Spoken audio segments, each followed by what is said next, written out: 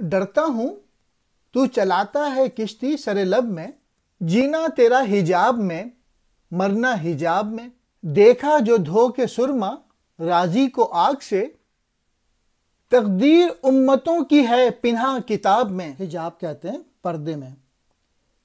مجھے یہ ڈر ہے کہ تو سراب میں کشتی چلاتا رہے گا، تو حجاب یعنی پردے میں پیدا ہوا ہے اور حجاب یعنی پردے ہی میں مر جائے گا۔ یہاں سراب سے مراد عقل ہے۔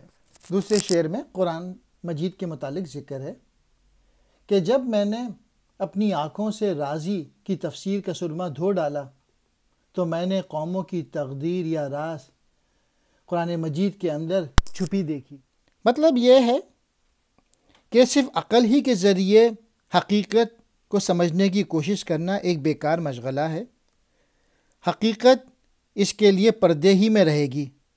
حقیقت سے آگاہی کے لیے جذبہ عشق کا ہونا ایک بنیادی امر ہے۔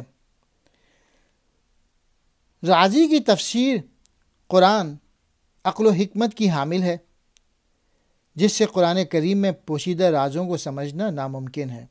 ہاں، اگر یقین کامل اور سچے جذبہ عشق سے مطالعہ کیا جائے تو پھر قرآن مجید کے راز منکشف ہوتے چلے جائیں گے۔